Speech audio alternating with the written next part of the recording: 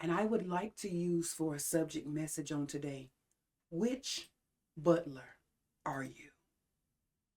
Which butler are you?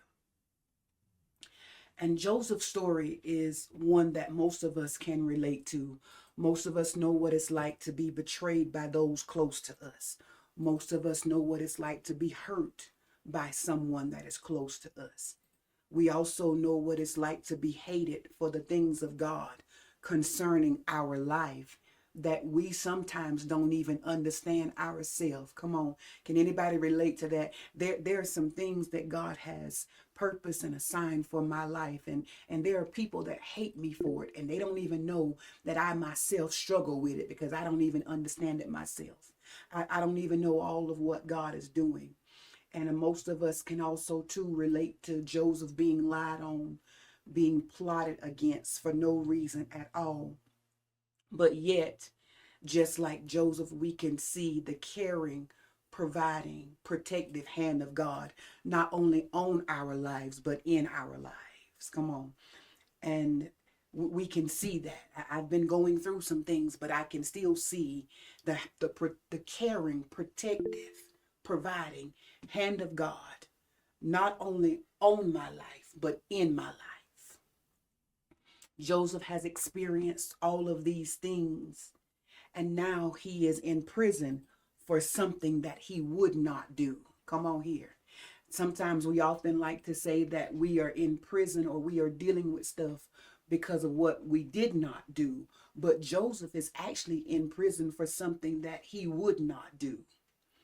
And what Joseph would not do is Joseph would not please himself at the costly expense of dishonoring God. That's when you know that you are truly a man or a woman of God after God's own heart, when you have the opportunity to please yourself, but you won't even take that opportunity because now you are more focused on making sure that you do not dishonor God. It might make me uncomfortable, but I refuse to dishonor God. I might want it really bad. I might want to say it really bad. I might want to do it really bad. But if it comes at the costly expense of dishonoring God, I will refrain. It seems to be the exact opposite of what Joseph might have expected and or desired, because most of us, if we could just be honest about it, if we had really done what God had told us to do, then we would think that we would be rewarded instantaneously. We wouldn't think to end up in prison. We wouldn't think to be falsely accused. So I want to give you that backdrop to give you a little thought about Joseph. And while in prison, Pharaoh's butler and his baker were put in the same prison as Joseph. Not only was they put in the same prison as Joseph, Joseph was put in charge of them.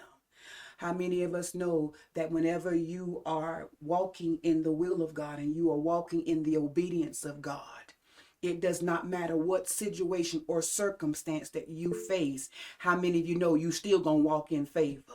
I just threw something to you, Miss Tawny Taylor. It does not matter what situation or circumstance you find yourself in. When you are walking in obedience to the things of God, you can always expect to find favor. I don't care how discomforting it may be, but watch this, because I know where I'm at and who I am in, I expect favor. I just need for somebody to type that over in the chat section. Despite what I'm going through, I still expect favor. Despite what I'm going through, I still expect favor. You can look for favor. You can count on favor because God is going to honor his word concerning you. And studies tell us that there was a possible plot to kill Pharaoh. And this is how the butler and the baker ended up in prison, because they needed to find out who was the one that was planning on doing it. And the only way that these two men had access to do it was by poisoning him, because the butler was the one that served Pharaoh his drink, and the baker, of course, was the one that cooked his food. And nevertheless, both men have a dream that neither one of them can understand, and it begins to trouble them. It begins to trouble them. Joseph is dealing with his own injustices, but he notices that something is wrong with the baker, the butler, and the baker. And he asks them what is wrong, and they proceed to tell him that they both have had a dream and they did not understand their dream. And Joseph begins to tell them, he said, it's not God the one that interprets dreams. And as they begin to tell Joseph their dreams, he interprets both their dreams. In 3 days, the baker would be found guilty and killed. But in 3 days, the butler would be restored to his position of giving Pharaoh drink again. The butler is, of course, happy that he will be restored. He gets his job back. He gets his benefits back. He gets to live the life that he has grown accustomed to living. He gets to stand in high places because wherever the king is, he is the one that is going to serve him his drink. So the butler is again happy that he is going to be restored. He gets his life back. He gets the benefits back. All the while, Joseph remains in prison as an innocent man. Joseph tells the butler, he says, as he interprets his dream, he tells the butler, he said, I want you, I'm asking you. He said, when you get restored, he said, when things get well with you, he said, think of me. Or basically what Joseph was saying was, I want you to remember me. Has anybody ever felt like that? You've done something for somebody and all that you ask them to do is when they got in a better position to remember where you was at. And remember, it's not that you're saying that they owe you anything. But basically what Joseph was asking the butler was, he said, can you show me some kindness? He's not saying that you owe me anything. And sometimes people get that messed up. When you ask them to do something for you, they will feel like you think that they owe you something. It's not that I feel like you owe me something, but now that I'm in an awkward position, I am asking you to show me a little bit of kindness. Come on here. Can anybody else relate to that? That's all I've ever asked them to do. I wasn't trying to hold it over their head that they owed me anything, but because I knew they had the ability to show me some kindness now that I'm in this situation. That's all I was really asking them to do. Come on here. Can I get somebody to understand what Pastor Fran is saying? Yeah, I know I paid your light bill when you didn't have no money, and now that I'm in an awkward position, it's not that you owe me anything, but can you just show me a little bit of kindness for what I did do for you? You don't owe me nothing, but can you show me some kindness? And that's what we read as we look at what Joseph was asking the butler to do. And I want you to understand that, because sometimes if we are not careful, when we ask somebody to do something, they will think that we're asking them because we feel like they owe us something. But no, I'm not even keeping tabs on that. I'm just asking you now that I'm in this position and you're in a better position. Can you just show me a little bit of kindness? Come on here. That's what somebody just needs to type over in the chat section. That's all I was asking. I was just asking them to show me a little bit of kindness. Even in what I was dealing with, I took notice of them. I had my own stuff going on. Come on, can anybody relate to that? I had my own stuff going on, but I still took time to show you some love. And I showed you that I cared about you. But now I'm just asking you to show me a little bit of kindness. And Joseph said, when you get restored, he said, don't forget me. He said, show me some kindness. Don't forget that I encouraged you. Don't forget that I just didn't think of myself when you were in trouble. I didn't just think of myself when you were in need. I helped you. I stopped what I could have been doing. Come on. I stopped what I could have been doing. I stopped what I would have done just to take time to care for you. And Joseph just says, he says, that's all he asks the butler to do. He said, remember me. And he, watch this, he wasn't just telling the butler. Now Joseph just wasn't asking the butler to just think about him in thought. Come on, because if we're not careful, sometimes when you ask people to remember you, they'll just think that you want them to just casually have an idea about them. But that is not what Joseph was asking the butler to do, because I'm going to read it to you. Watch this. I'm going to read it to you in verse 14, what Joseph was really meaning when he was asking the butler to remember him. Because we're going to take this same story and we're going to go somewhere with it and tie it into honoring God on today. Because in verse 14, Genesis 40 and 14, this is Joseph talking. Joseph said, but think on me when it shall be well with thee, and show kindness, I pray thee, unto me. Watch what Joseph is saying. He said, and make mention of me unto Pharaoh, and bring me out of this house. Ooh. Joseph knew that the position that the butler would be in. He knew the position that the butler would be in. And if Joseph had enough God insight to interpret the dream of the butler, Joseph also had enough insight not to ask the butler to do anything that he could not do. Joseph also had enough insight not to ask the butler to do anything that would put him back in harm's way. Come on. And Joseph basically told the butler, he said, this is how I want you to remember me. I want you to do something. Watch this. I want you to do something that will get me released. Woo, I just want somebody to catch that. Joseph is asking the butler, he said, do something that will get me released. Do something that will get me out there. Woo, oh God.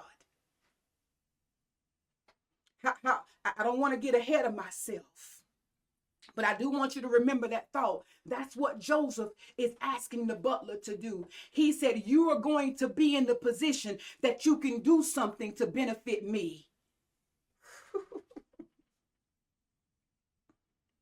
And he asks the butler to do that for him.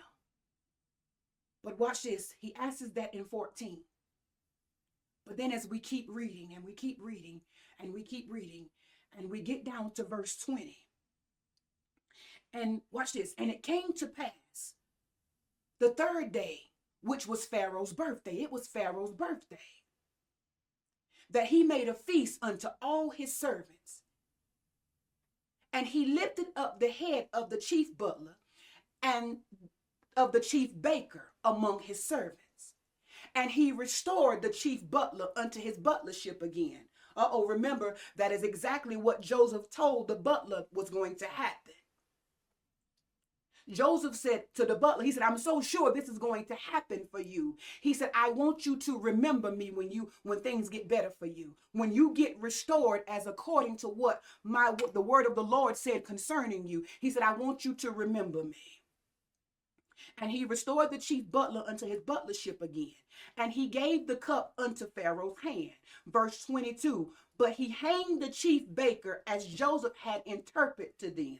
Watch this. Joseph did not ask the baker to do anything that he knew the baker would not be able to do.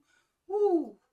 Oh God. And sometimes if we're not careful, we get angry and we get upset because God is asking us to do something that he's not asked anybody else to do. But trust me, God is wise enough to know what to ask you to do because he knows that he's already equipped you and positioned you to be able to do it. Has anybody ever dealt with that? I got mad because I felt like God was doing something unfair to me. He was asking me to do something that he wasn't asking anybody else to do. But watch this. God is wise enough and intelligent enough that if he did not ask them to do it, that means he has not equipped them to do it, nor does he want them to do it. Come on. Because Joseph did not ask the baker to remember him. Oh my God. Joseph asked the butler to remember him. And sometimes if we're not careful, we will be in our feelings and feeling sad because we feel like God has picked us out. And we feel like God has given us an unfair assignment. And when we actually look at it through the lens of the word of God, God has given you a prestigious assignment. He's giving you something that he's not giving anybody else to do. Because watch this, he knows, watch this, that you can do it and he has equipped you to do it. And sometimes we murmur and groan and gripe and complain about having to do it without looking at the fact that he has equipped us to do it and the fact that he trusts us to do it, because Joseph trusted the butler to do it. Whew. Verse 23. Yet did not the chief butler remember Joseph? Oh God. But he forgot him. He forgot him. I want you to just think about it for a minute. You helped somebody get to where they were going. Then it's like they forget you. All you ask them to do is when things get better for you to remember me. No, you don't owe me nothing, but can you just show me a little kindness? Come on here, because I'm now in this position. Trust me, if I wasn't in this position, I really wouldn't even bother you. Come on here. Do y'all understand that? If Joseph was not in the position that he was in, he would have never bothered the butler. He would have never bothered the butler. But because I'm in this position, I'm asking now that you show me a little bit of kindness. And it's a hurtful thing. Come on, I just want you to try to go there. And some of us ain't got to go far. It's a hurtful thing to know that you've done everything that you could, even with your own trials, troubles, and tribulations, that you did everything you could to help somebody else. And then it seems like when they ship came in, or when things got better for them, they forgot. They forgot. They forgot you. They forgot you. They forgot you. What do you do when you've been forgotten? And I made the point about Joseph because, watch this, I want to see the hands of the people that can relate to Joseph. You can relate to Joseph. You know what it's like being forgotten. You know what it's like being falsely accused. You know what it's like being lied on. You know what it's like to be hurt. You know what it's like to help people and then they don't help you back when they're in better positions. But in those times, watch this, most of us can relate to knowing how Joseph felt. But now I want to take and turn this a little bit.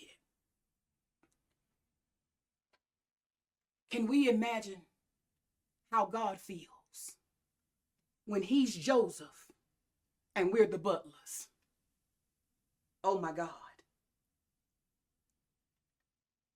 When we were in trouble, we went to God.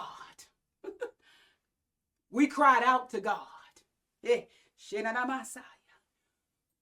were in distress. And there was nobody else that the butler or the baker could turn to but Joseph. Woo, oh God. Even in your prison, God was there with you. Even in the things that had you messed up, God was the only one that was there for you. He made sure your family wasn't there. He made sure your husband wasn't there. He made sure your children wasn't there. Because he said, I don't want you to look to anybody else but me.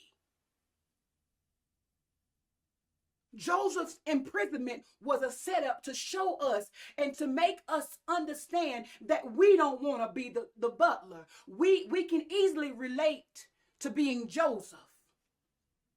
But have we ever thought about the fact that we are sometimes the butler? Oh my God. I didn't have any problem going to God when I needed the bills paid, or when husband wasn't acting right, or when wife wasn't acting right, or when my body was giving me all kind of adverse, diagnosis, and I was getting all of these reports, and I didn't have any problem seeking God out. I didn't have any problem going to God. And when God gave me a word that he was going to do whatever he was going to do, and he just said, all God asked me to do, he said, but when I restore you, remember me. When I heal your body, remember me. When I manifest the finances, remember me. When I give you a better life than what you had before you came into this prison, remember me. Remember all the times that I brought you out. But watch this now. If we go back to what Joseph was asking the butler to do, he was not asking the butler to just have a thought about him. Because if we go back to verse 14, Joseph asked the butler, he said, make mention of me unto Pharaoh that will get me released. How many of us know sometimes all God is asking us to do is live a life before him that will release his power in the earth realm. Live a life before him that people will know his name. Whew. Not just sit there and have googly thoughts about me, but will you live a life?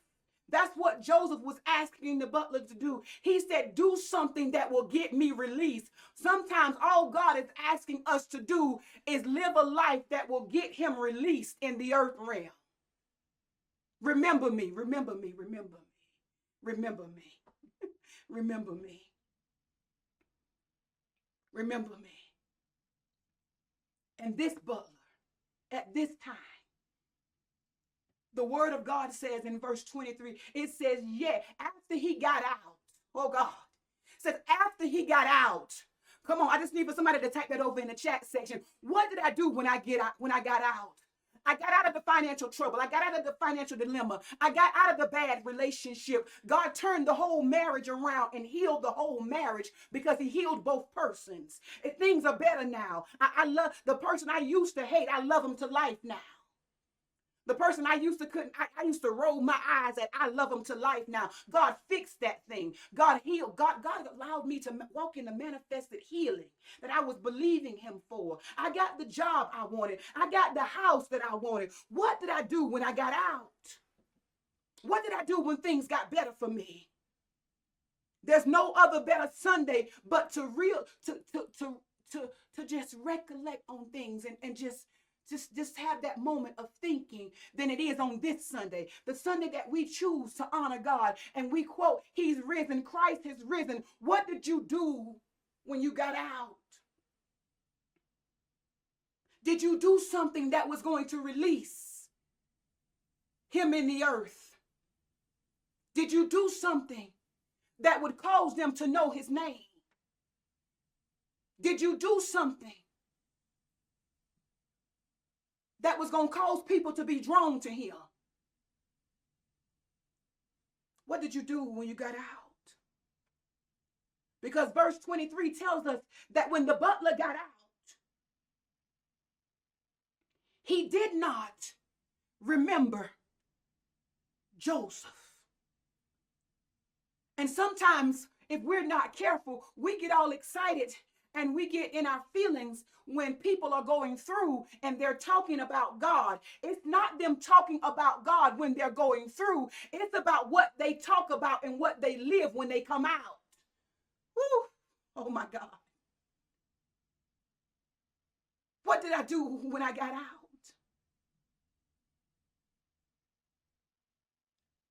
And it says, the chief butler remembered not Joseph, but he forgot him. I just want to ask you, did you forget him? When you got the money, did you forget him? When you got the husband, did you forget him? When you got the job, when you got the car, when you got the healing, did you forget him? Did you go back to doing the things that you told him you wouldn't do? Because that's what the butler did. But I just need for somebody to know that even the butler had a change of heart. Come on here. Because the scripture tells us in 23 that the butler did not remember Joseph. Watch this. This is the blessing part of it. Because sometimes all you need is time. Y'all know Pastor Fran has an acronym for time. Somebody that knows it, type it over in the chat section for him, going vertically, what the acronym for time is. Because if we go over to verse 41, verse 41 says, and it came to pass at the end of 2 years. Oh my God. Can y'all imagine? Joseph helped the butler. He helped the butler. And Joseph has been having to hear and see the butler walk in the very promises that God used him to speak for 2 years straight. Oh God. He's been having to watch him walk in the promises for 2 years straight. I want y'all to know, just because you see people walking in stuff, don't let that fool you and think that God is not going to come through, and God is not, God got a timing for everything. Because sometimes we get threw off because it looks like people got away with stuff and look like they got away with forgetting us and look like, you know, oh my God, and 2 years, 2 whole years have passed by, and Joseph is sitting there, and you know he had some days where he's sitting there remembering what he did, and he can just sit there and reimagine the butler's face and how distraught he was. But one thing we won't find in the scriptures is that Joseph started talking about the butler. Come on here. Joseph did not get distracted by what the butler did not do, because Joseph understood who really had control over his situation. When you really know who got control over your situation, you won't get so easily distracted by what they will or they will not do, because you know it's going to happen for you. Oh my God. And so many times the enemy uses that as distractions for us. But watch this. And the verse, Genesis 41. Genesis 41 says, and it came to pass, Genesis 41 and 1, and it came to pass at the end of 2 full years that Pharaoh dreamed. Oh my God. And behold, he stood by the river. And when Pharaoh has his dream, he cannot make sense of his dream. The dream is causing Pharaoh like not to be at ease, and it's really troubling him in his spirit. And Pharaoh is calling. He's calling for the magicians. Oh God. Sometimes we call for everybody else except for God. Whew. Sometimes we're looking to other people except looking to God. And then we get to verse 9 in Genesis 41. So Genesis 41 and 9. It says, then spake the chief butler. I told you Joseph knew what position the butler was going to be in, so he never asked him to do anything that he knew he couldn't do. I came to tell you, anything that God has asked you to do, he knew what position you was going to be in, and he also knew that you was equipped to do it. Stop feeling sorry for yourself and having a pity party for yourself because you're having to do something that may not be comfortable for you. And it says, then spake the chief butler unto Pharaoh, saying, watch this, watch the change. I just want you to type it over in the chat section. Anybody can change. Oh my God. Anybody can change. But watch this. We're going to show you something now. Yes, anybody can change. But the change does not come by what you say. The change is manifested by what you do. If you keep doing the same thing, there is no change. Because watch this.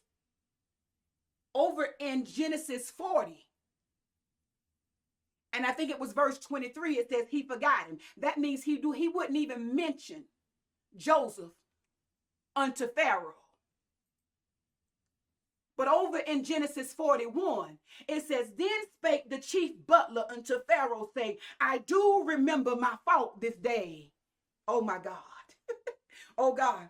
Watch this. He's just not saying what he did wrong. He said, now let me change what I did wrong. Oh God. Which butler are you? Or are you the butler that just says, I know I done wrong, but I keep doing what I'm doing? Or am I the butler that says, I remember my faults this day? He said, Pharaoh was wroth with his servants and put me in ward in the captain of the guard's house, both me and the chief baker. And we dreamed a dream in one night, I and he. We dreamed each man according to the interpretation of his dream. And there was with us a man. Oh my God. There was with us a man, an Hebrew servant to the captain of the guard. And we told him, and he interpreted to us our dream. To each man according to his dream did he interpret. Watch this. And it came to pass. And he interpreted to us. So it was. Me he restored to mine office, and him he hanged. The butler said, I'm having this moment now. I'm having this moment where I'm sitting back and I'm thinking about everything that Joseph did to me. Even in Joseph's own condition, he did this for me. And everything that Joseph spoke to me has come to pass. And I got restored, but I forgot him. But on this Easter Sunday morning, we bring the message of which butler are you? Because we want you to really think about it. Have you forgotten what God has done for you? He gave you your life back. He gave you the job. He gave you the money. He gave you the house. He gave you the position. He gave you the favor. He gave you the talents. He gave you the gifts. But when you got better, did you forget? Did you forget? And if you did forget, thank God for what he did on Calvary's cross that puts you in position. And we thank him for his grace and his mercy that puts us in the position now where we can have this moment on Easter Sunday to say, I remember my faults. I remember that I did forget him. I remember what I promised him. I remember I told him that if he brought me out, I would serve him. I remember I told him that if he healed my mama, if he healed my sister, if he healed my Miss Tanya, I would live for him. If he did that, I would do it. I would do it. I would do it, God. I will walk up right before you, God. I will serve you, God. I will deny myself. I won't even take pleasure in things that I like to do if it means that I dishonor you. God, I remember my faults. I remember. There's certain things I won't even do anymore, God, because I remember the promise that I made to you when I was broken. I remember when I couldn't find my way out. I remember when I couldn't see my way out. I remember when I couldn't think my way out, when I couldn't work my way out, when I couldn't even pray my way out. But you kept me. You honored your word to me, God. And there is no better Sunday than this Sunday for me to have that moment where I remember. Not only do I remember, God, but I will start living and I will do it, because immediately when the butler remembered, he started doing. Come on here. Just to remember in thought and not remember in deed is not even remembering. You just had a thought. And he said, I remember what Joseph did for me.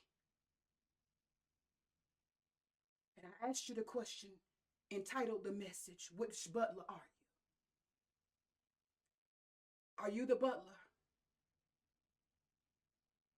that won't remember what God has done for